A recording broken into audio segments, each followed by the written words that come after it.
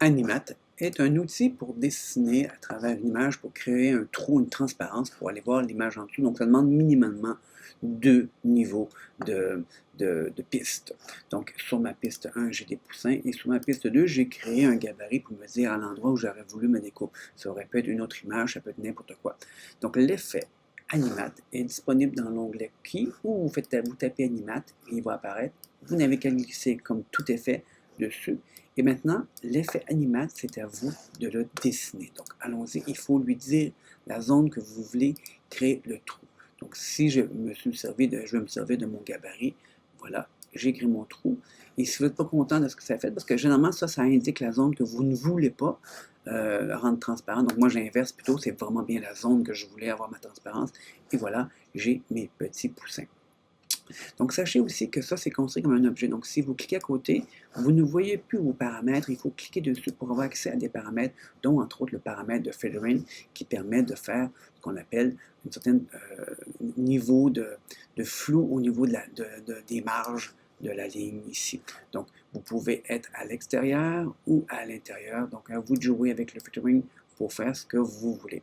Donc, c'est des objets, donc je peux créer autant d'objets que je veux. Je peux avoir la forme déjà prédéterminée ou faire des polygones ou moi-même dessiner une forme. Et c'est un deuxième objet.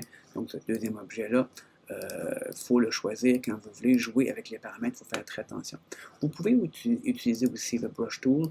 Donc, c'est une forme de dessin que vous pouvez faire autour.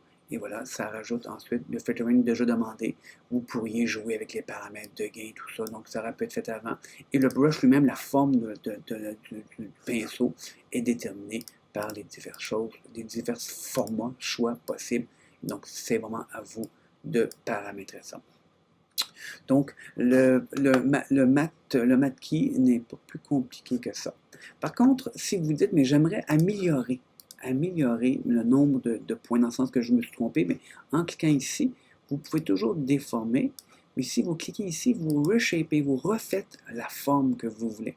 Vous voulez d'autres keys, appuyez sur Alt et cliquez, vous venez de faire un nouveau key à cet endroit-là. Vous voulez encore un autre key ici, vous cliquez sur Alt.